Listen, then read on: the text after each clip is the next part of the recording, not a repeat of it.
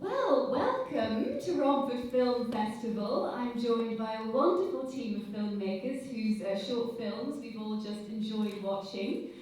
So I'm going to go down the line and give you all an opportunity to introduce yourself and say which film you were involved with. So hello. Hello, I'm Ken, and I wrote and directed I Don't Like Shitting in Public. Charming title, my favourite at the festival. I'm Russ, and I did Trivia, the guy with the bomb, and then also I did the Sedona Saw out in Arizona with the man in the little dragon outfit. Yeah. Lovely. Hello. Hello, I'm Keith. I'm the writer and producer of The Silent Treatment, the film about domestic abuse. Hello there. Hello, I'm Rita. I was in Silent Treatment playing Jaya. Fantastic. And hello. Hi, and I'm Stephen Lancefield, and I directed The Silent Treatment and also The Friend Factory. Wonderful, what an eclectic bunch of filmmakers. And I'm going to start by asking the question. So this was the micro-budget screening that we've all just watched. Why do you all think that it's so important to be able to make micro-budget filmmaking? I think one of the barriers to making films is the lack of the big budget, and we're all in this position where we're trying to compete with big studios and Netflix, and it's just so tough. So what do you think is the value in micro-budget filmmaking? Anyone can start, or you can, yeah, sure, take it away. In particular with The Silent Treatment, it gave us the opportunity to get a very, very important message out there. Yeah. So it wasn't about the money, it was about the message.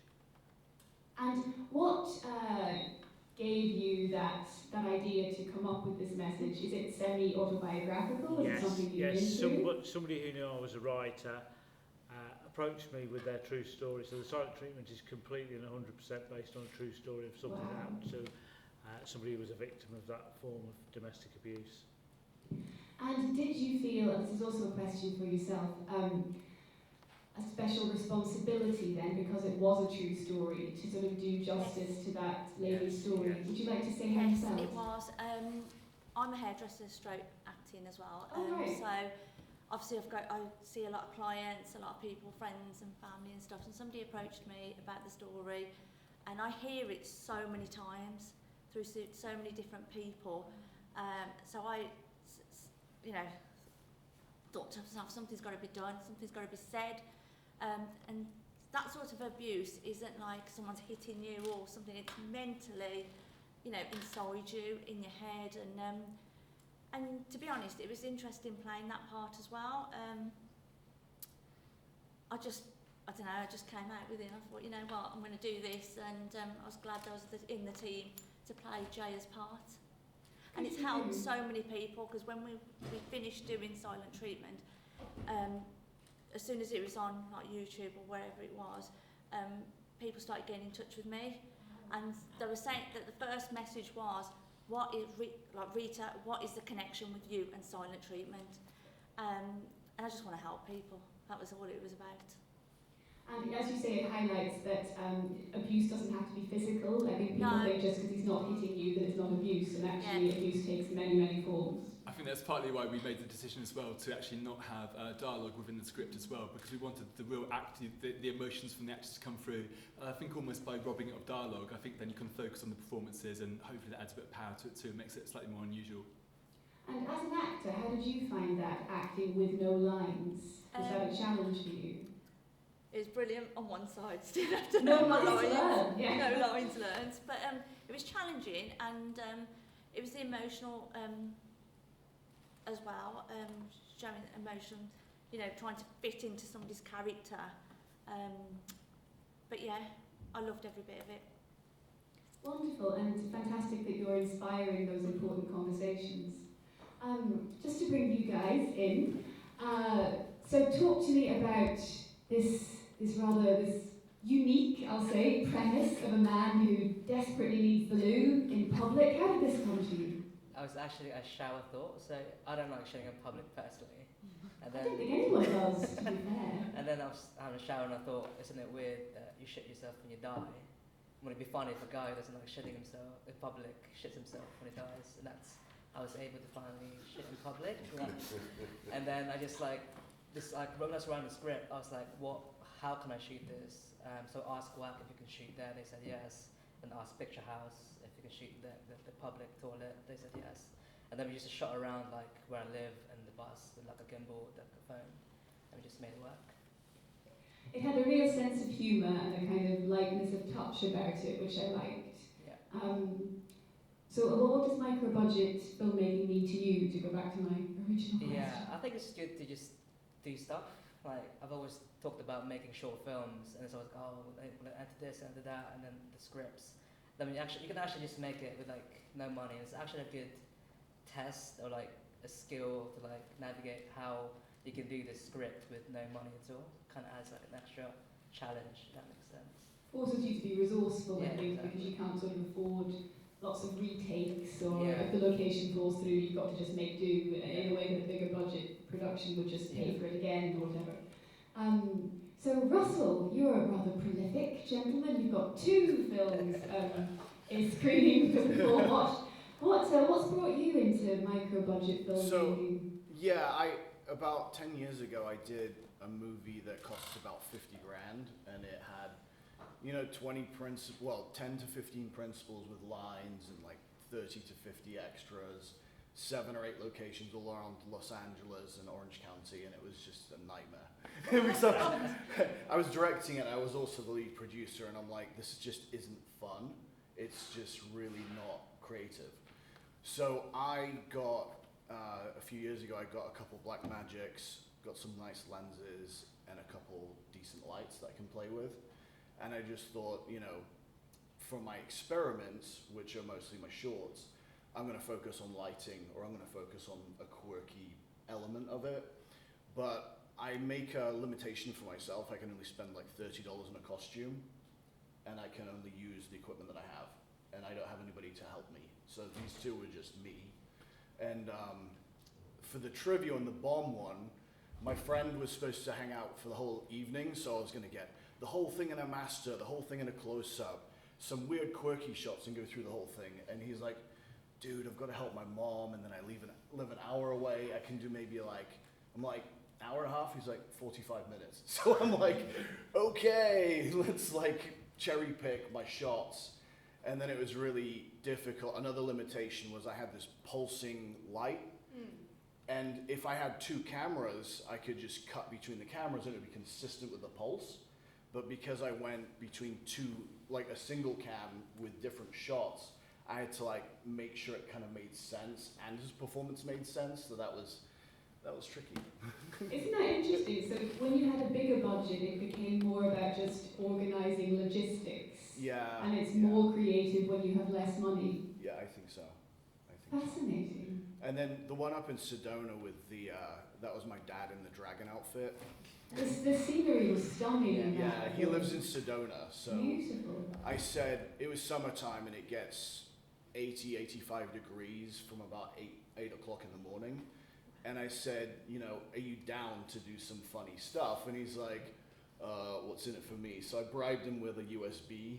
They can like put like 50 gigs on it or something, and he's like, I'll do it. So I put him in the suit. We drove up there, which was like 5 minutes away. And we had to shoot again within 45 minutes because it just got too hot in that costume. Yeah. And then I was like, can we go again? He was like, no, we can't go again. I'm dying. But yeah, it was a good backdrop. And I liked the location as well. If you get out of Los Angeles, even with a permit in Los Angeles, the cops are going to mess with you. And they're going to ask about permits. Get out of state. I'm sure it's like more like England too. They're just more intrigued. Like, oh, what are you guys doing? This is cool. Yeah, it's like trying to film in London, and I think people are so used to seeing filming in London, Right. they have little patience with it, whereas it's a Exactly. novelty if you're somewhere not London. Yeah. So, Stephen, at the end of the table, far away from me, you also had 2 films that we've just watched. Yes, that's right. You're Yeah. also prolific. Yeah, thank you. Or mad, probably. So the first one was The Friend Factory, and also directed The Silent Treatment as well, yes. So what does micro-budget filmmaking mean to you? Why do you keep, what's in it for you? What are you trying to do when you keep making these micro-budget movies? Is it for love? Are you trying to build toward a feature? What's going on? I think really I just love telling stories, and I think the fact that if you strip away the budget from it, I think you have to think out of the box. So I think sometimes that can actually enhance creativity as well. For instance, you've got less money for locations, you've got less money for crew. I mean, the Friend Factory, I had the blessing of silent treatment. I had a kind of camera crew at my behest, which was like a joy. Most of the time it's just me and a camcorder. And sometimes you just got to go out there and do it and just do the best you can. And then hopefully take people along for the story as well at the same time. Phenomenal. Would anyone in the audience like to speak to one of our lovely panellists? I see a hand. I see two hands. Chris, you're talking too much. I'm going to take this other person. Bless you. I need to give opportunities to other people. Hello. The dinosaur one. The hand thing. What was that? That's brilliant. All right, so it's really quite silly. The week before I kind of devised this situation where it's kind of like a video game. It's going right to left, and then it's going right to left. And I thought that's going to get an audience who's like, what am I watching here? This is so weird. And then I thought, the guy following him, it's kind of like, it was supposed to be deeper themes, but it ended up being goofy. So I was like, what if it's like the environment and it's like the people that are following and messing with the animals in their habitat? But it's kind of like, he's showing like, I have opposable thumbs. And he's like, I have opposable thumbs too. That was the idea. My dad was like, that's weird, but I'll do it. So we were just doing that together. And then I was like, now you have to slap me really hard. And I'm like, I can do that. He walloped me. I thought you were talking in a secret code. Yeah, well, it's also the kind of like, that's how they kind of communicated. Well, yeah. This guy, my character, was kind of probably like, yeah, I'm getting somewhere, and then he's just copying him, but he's still going to wallop him. Chris, do you want to... Roving microphone. It's good that you saw that, though, because it was kind of subtle.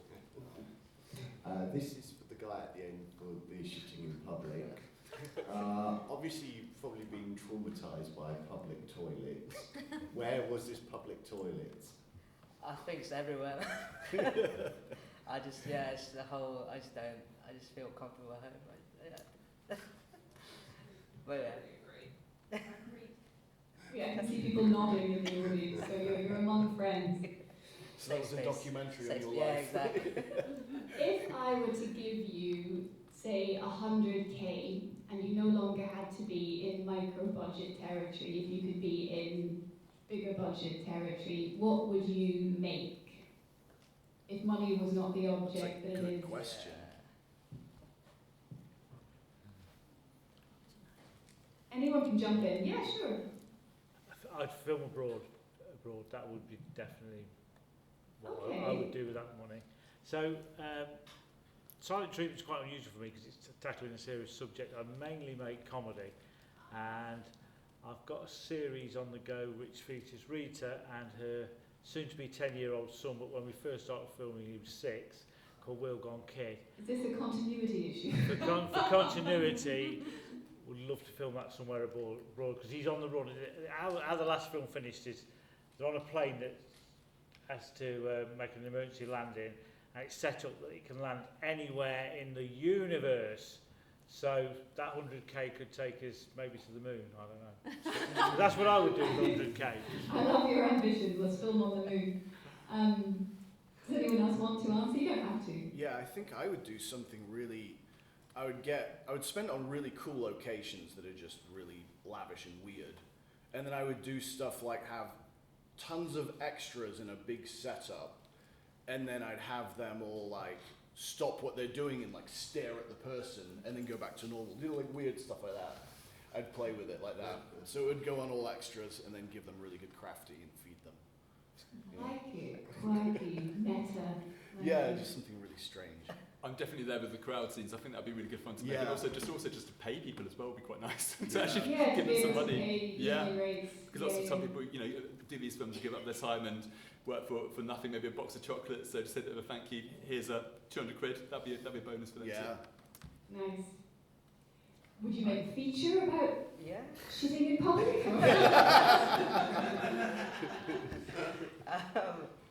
I've actually got like another short film I kind of want to make, so I'll probably go towards it. I don't have a cool answer. Okay, that's a cool answer. You've made another film. So before we draw to a close, I'm interested in your future plans. where are you hoping to take your filmmaking journey next? What can we hope to see from you? Cool. I've actually just finished another short film I wrote. I didn't direct it, but it's a bit like an HGK ad meets Black Mirror. So yeah, it's Wow. Very cool. yeah. We can see that next It's a year. very different vibe from shitting in public, but yeah. That did have like Black Mirror vibes though, kind of with the. Thank you. I I'll take that. thought I'll it was take that. cool. Thank Yeah. I met a really cool director writer in Austin at a film fest, and we just get each other's weirdness. And he's seen the kind of stuff that I do, and he's like, "I'm gonna write you something." And I'm like, "You sure you don't want to direct?" Because he's not the director, right? I'm like, "How am I going to collaborate?" And he's like, "No, I just want to write, and I'm going to write something. It's going to be a revenge thing, and you're going to direct it, and we're going to do it for like $3,000 out the door in one location. We're going to get an Airbnb." So he brought it round, and my wife is out there, Diane. Love you. so we all three of us just split up the parts and read it, and it's really, really quirky. It's like Misery, but with quirk. You know, it's just insane. It's really cool. So we're gonna do that probably August, September. I'm gonna cast as soon as I get home. Amazing. Where is your home? Are you I live in Sherman Oaks. It's in the valley, just above like Hollywood and LA. So, Beautiful. yeah, I've been out there 20 years. And then what about you? In no particular order. So the Wheel Gone Kid, we are at the minute waiting on a ideal location in the UK, which we're in talks with, but it's gone a bit quiet. But that would be the dream UK location. Interesting, you mentioned revenge. I've always said if anybody really crosses me, and I like to think I'm a kind, peaceful person, but if somebody really, really riled me, and somebody has in the last few weeks, I always said that I'm not into violence. I'm not a violent man, so I won't go down the road of hitting somebody or hiring a hitman or anything like that. I've always said I've got a great way to get the ultimate revenge, and that is currently in my film script that I wrote a couple of weeks ago. But I'm going to keep that a secret, but I've got a way of absolutely annoying somebody if they ever cross so me. intrigued. Yeah. I need to like see that. this film. Yeah, psychological. Yeah, psychological. It is Yeah. psychological, and it's going to be how it ends the next film. And then I've got a possibility of a third film with Rita's little boy. After such an acting success, he decided he wanted to be a writer, director, producer. So me and The him, boy who's 10. he was Oh my 9. goodness. Yeah, he's 9 at the moment. 9 at the moment. And back in January, we together co-wrote a script that he wants to act in, direct in, and produce. Wow. And yeah, that's been put back till October. So we've got potential 3 films on the go. Amazing. And well, you're in these films, I suppose. Hopefully. Hopefully. So Stephen, what's up for you? What's next? Yeah, so prior to the silent treatment, I made 2 short films that are on YouTube and will hopefully do the festival circuit as well. One's called Fast Sale, and it's a claustrophobic chiller about a woman desperate to sell her bungalow for a reason that is a secret. And there's also a short documentary called The Spirits of Penge, which we investigated a house. It's a documentary, paranormal investigation of this house in Penge, 4-storey Victorian house, where we captured some really strange noises. A spirit of some kind kept on saying my name, get out, go away, not first name basis, all these weird voices coming out from this spirit box. So Sarah Coombs, who was also in the Friend Factory, also works for Sussex Police actually as well. So she was there as the investigator as part of that documentary, which is on now on YouTube. Amazing. Well, all of us here at Romford wish you all the best of luck with all those future endeavours. Thank you so much for coming here and sharing your lovely film.